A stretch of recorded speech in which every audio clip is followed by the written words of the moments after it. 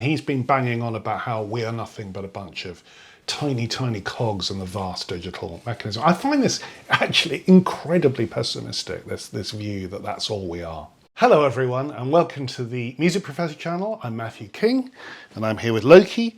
And today we're going to have a kind of reaction video to a recent thing on YouTube called "Is it possible to have an original thought?" And this is a video that's been released by the Institute of Art and Ideas.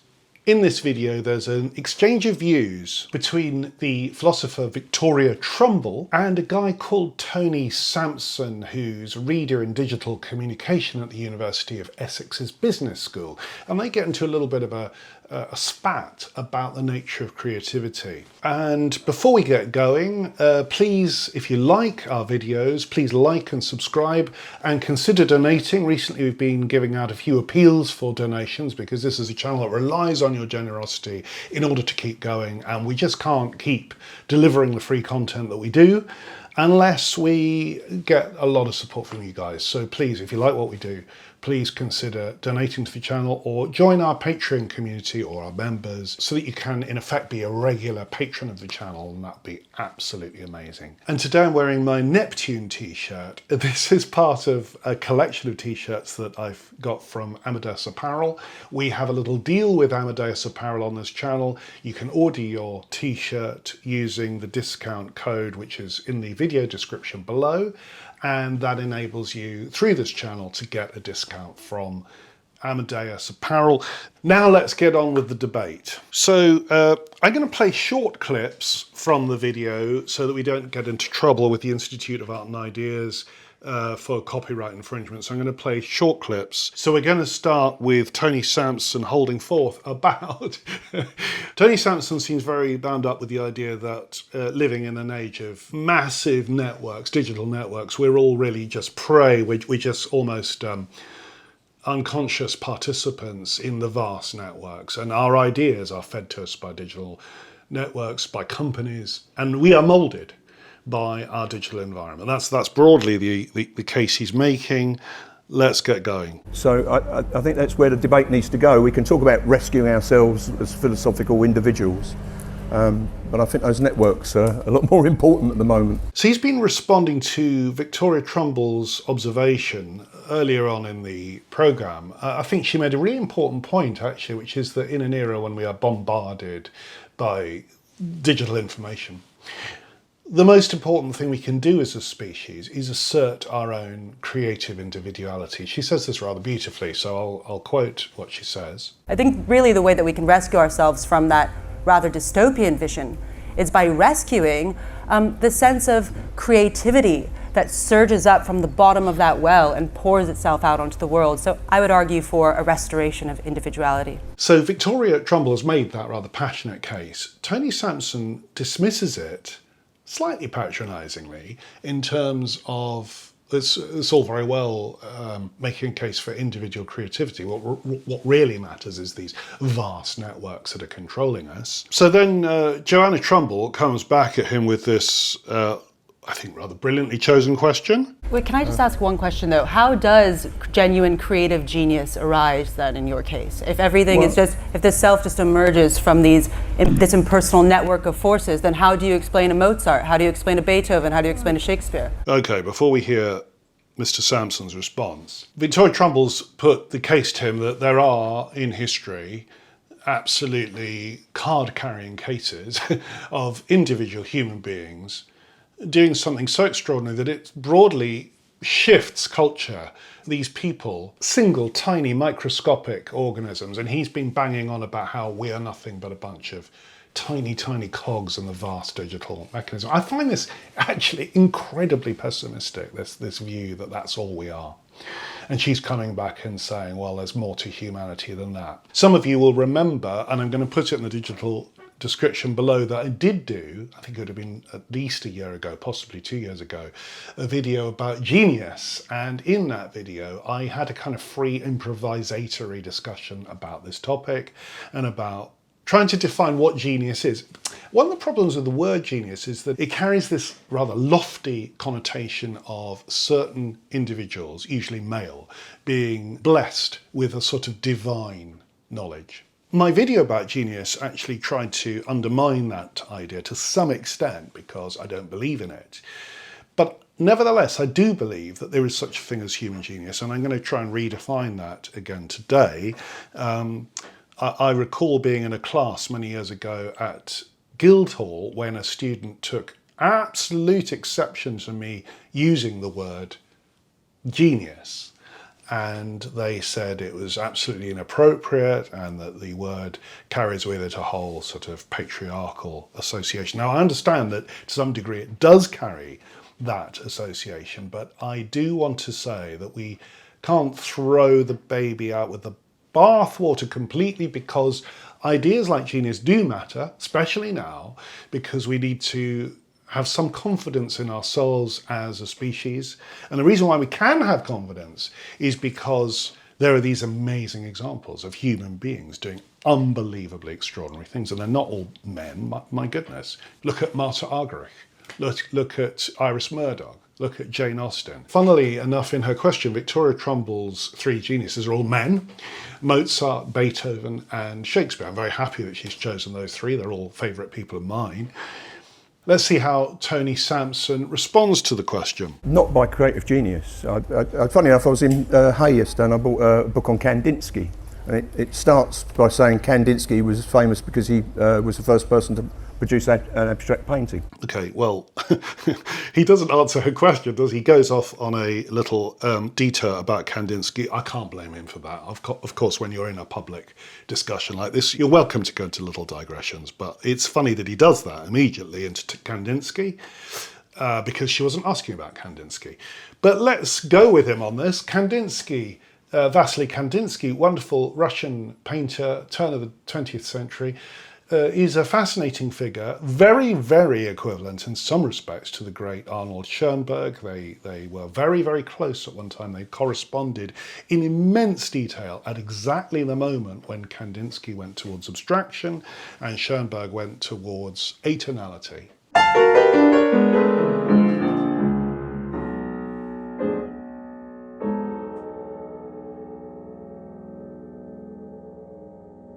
So both of them were sort of diving off at the deep end in order to explore new territory. So around 1908, 1909, Schoenberg and Kandinsky had this extraordinary exchange of letters about the rich symbolism of their different artistic media. And as they were pushing each of them towards abstraction, they were in such a close correspondence, you might say that they were collaborators on pushing their respective artistic genres over the precipice. Extraordinary moment in art history, one of the most remarkable. Okay, anyway, he's raised that topic. He hasn't really given the context for that, but I have. So let's see what Tony Sampson says next. And it says, well, of course he wasn't, because he was part of an art group which lots of people were painting with him. He's just the most famous one. But this is a sort of argument that's often made, isn't it? Oh, of course, Beethoven wasn't necessarily the greatest composer of his era. He's just one of many. He's just better at self-promotion. I've actually read that in an academic article. One of these days, in fact, I am going to tackle that fascinating topic because a lot of people make that case about Beethoven or other artists. And the case he's making is Kandinsky wasn't special, he's just the famous one. He's the self-aggrandizing one at the centre of his circle. Now, there's, as always with things that I disagree with, a modicum of truth. Kandinsky was at the centre of an artistic group called Der Blaue Reiter, the Blue Rider, and he was friends with August Macke, Franz Marc. These are wonderful painters. I'm going to put some of their paintings up on the screen for you to look at. Kandinsky's girlfriend at the time, Gabriele Munter. So these were wonderful, wonderful artists. Of course, there's no reason why we have to elevate Kandinsky above anyone necessarily in quality. I mean, it's a bit like Schoenberg, whose circle consisted of Berg, Webern, and a whole range of students who went on to do all sorts of fascinating things, some of them in the realm of film music. And right at the end of his life, John Cage was one of his students, so he had incredible influence over young people.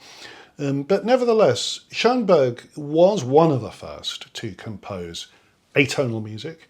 Richard Strauss actually got there ahead of him because there's an atonal scene in Electra, the wonderful nightmare scene when Clytemnestra has a nightmare and you hear this fabulous, weird and wonderful atonal music.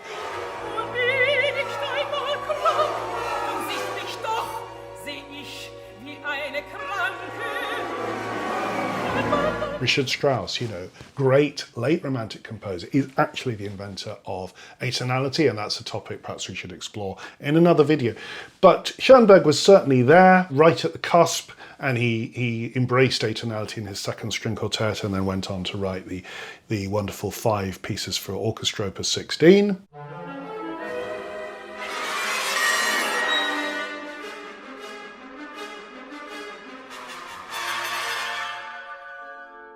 Kandinsky also began to experiment with abstraction around 1909, 1910. There are these extraordinary improvisations that he did. There are other painters around the same time exploring the same kinds of things, but he's often credited as being the first to go there. But I think this whole argument of, oh, so-and-so is not important because other people were doing it too, you can always say that, can't you? And I'm all for crediting. We must credit other people who come up with ideas simultaneously, and people are bound to do that. You get this in science too. One person will invent the telephone at the same time as someone else, that kind of thing. It's part of human innovation. Human beings tend to be clustering around similar ideas at similar times, and that's how human innovation, and this video is all about human innovation, that's how it works. Anyway, let's go on with Mr. Sampson's comments. Here we go. To talk about Mozart as being the creator of an original piece of music, he would have borrowed some ideas from somewhere. Right. So he seems to be queering the idea of Mozart as a creator of original pieces of music. Now, he's not a music specialist. I am, so I'm going to answer that point. It's nonsense. Mozart did nothing but compose original pieces. If he was talking about Handel, yes, there's a case to be made with Handel and various other composers, particularly during the Baroque period, but Handel's a prime example. Handel is a composer I love and admire enormously. I think he's a great genius. He was also a bit of a thief, and he was a great recycler. Nowadays, of course, recycling is a positive thing, but you can make a case that it's not always. In Handel's case, he was prone to recycling his own ideas. I don't really think there's a problem with that, but he would write a cantata, let's say, in his younger days, and then look at it again when he was pressed for time and think, oh, you know what, I'll pop that into the Messiah. Several famous arias in Messiah. For example, I think I'm right in saying every valley shall be exalted originally comes from an Italian cantata that he wrote years earlier. I'll check that. If I'm right, I'll play it in a moment.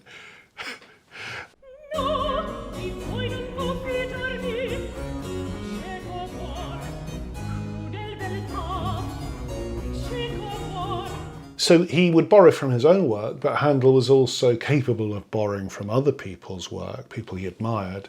And Bach does it occasionally. I mean, Bach too recycles his own ideas and occasionally pops in things from other people's work too. So it was kind of common practice in the Baroque era. It wasn't, however, by the end of the 18th century. And Mozart's pretty scrupulous. He doesn't recycle his own ideas, and he doesn't recycle anyone else's. There is a case that he borrowed, possibly by accident, he borrowed a theme from Clementi. Now, those of you who know the Overture to the Magic Flute, listen to this.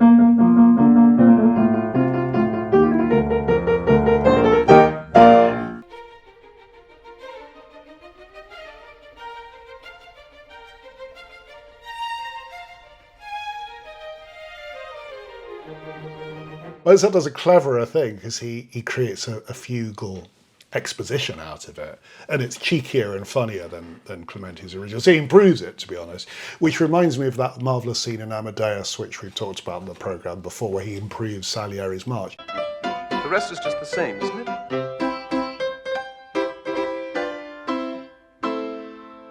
It doesn't really work, does it? But the point I'm wanting to make with regard to Tony Sampson's comment is, again, there's a sort of half-truth here, and it's a real danger. We human beings do this. We get hold of a little idea that we've heard somewhere or that feeds into our version of events, and then we just sort of slightly twist it. So he's coming up with this fallacy that Mozart never created an original idea. It just isn't true. Mozart's music brims over with originality, and there are specific chord progressions in Mozart that simply didn't exist before him. I'll give you an example.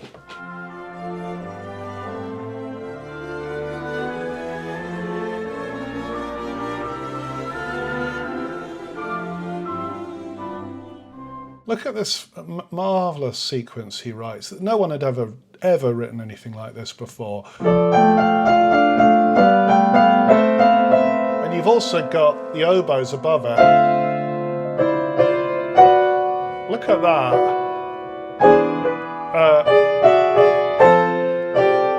And then it goes, look at those woodwind over the top. The chromatic shifting of voices. Sorry. Well, anyway, I'm misreading now. This is what comes with trying to score read in public view. But you get my point. These prodigious things, these things that no one else could imagine, are going on in the counterpoint. What does Tony Sampson know about any of this anyway? I mean, he's just heard somewhere that Mozart recycles. Now, look, there is something to be said about recycling and Mozart, and this is something that fascinates me about Mozart. Mozart is a composer who works all the time with what you might describe as the cliches of the high classical style of the late 18th century.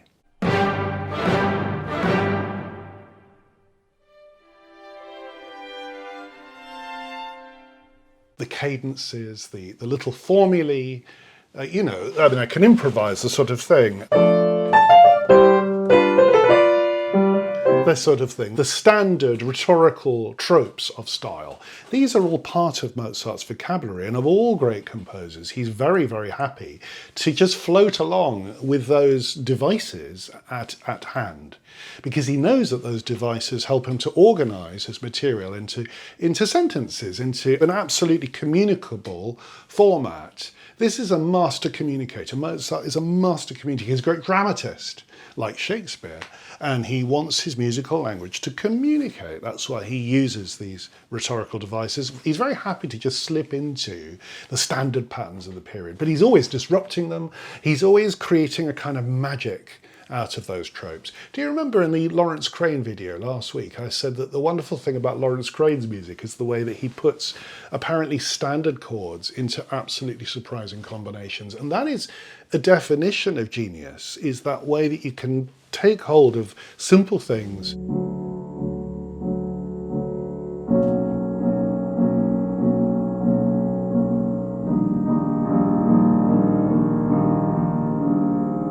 Apparently ordinary things, and reconfigure them so that they take on a new magic, a new life of their own. And that's what Mozart does. Right, let's go back to Mr. Sampson. To create his music. I mean, all music is derivative of something or other. That's ridiculous. Sylvie, you're going to come to... I love the way she says that's ridiculous. She's absolutely right. So all music is derivative. Yes, he has a point. All music is derivative. But he's dragging music and all its wonders down into the pit of ordinariness. It's a modern trend, this tendency to prefer to see everything as an amorphous blob. Human creativity, oh, it's all derivative. There are no geniuses. There are just people who are self-aggrandizing. There are self-aggrandizers in this world, God knows, but genius isn't about self-aggrandizement. It's about the magic that comes when human creativity finds a new pathway, and there's something jaw-dropping about that. And I'm speaking as a practitioner myself, as a composer myself, that there are moments when Mozart's imagination, just the power of his invention, or Beethoven for that matter, or Wagner, or there's a whole load of people, hundreds of composers perhaps, who do this to me. I find I'm in tears sometimes listening to great composers manipulating the fabric of, it's oddly abstract this, manipulating the fabric of the musical language in such a wondrous way that I go, bloody hell.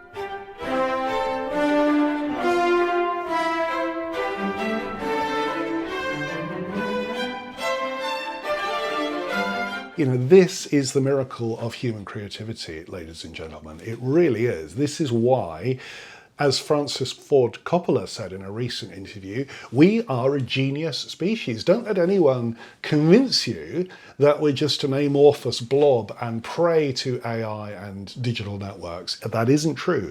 I know digital networks are massively powerful. They are the controlling forces in the world we live in. But to deny the genius of human creativity, the wonders of the human imagination, is a grave error. And Tony Sampson has fallen slap bang into it. All music is derivative of something or other. That's ridiculous. Sylvie, you going to come to Tony's defense? Mozart didn't create an original piece of music. I'm siding with. She's rolling her eyes, but I'm noticing this now, that people are beginning to deny the magic of human creativity. It's a bad state of affairs if we are denying the power of and the magic of human creativity, because these things are going to save us if we're going to continue as a species. We've got to believe in ourselves. There's plenty to believe in, and that's why this channel stands for human creativity and the wonders of the human imagination. If you agree with me, please say so in the comments, and please like and subscribe and donate to the channel. If you disagree with me, that's fine too, provided you're polite about it. There have been some recent debates on the channel, some of them political, which have been fine. You know, it's great to stir up a little bit of discussion, but we all know that living in a polarized world where people disdain and despise each other's ideas, that's not healthy. We are a species that thrive actually on debate and discussion and having our ideas modified and changed in dialogue.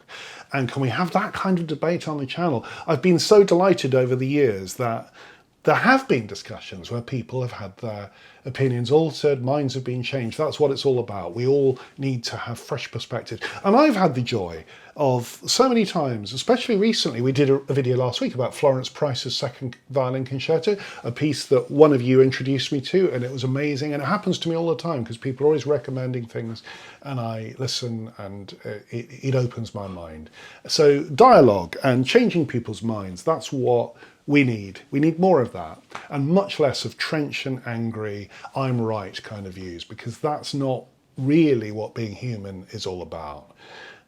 We need to debate in a civilized and polite, you know, we need more politeness in this world. There are too many world leaders around at the moment who are just kind of rude, nasty people. We need to be polite in our exchanges and have civilized conversations with each other. And there we go. Here endeth the lesson.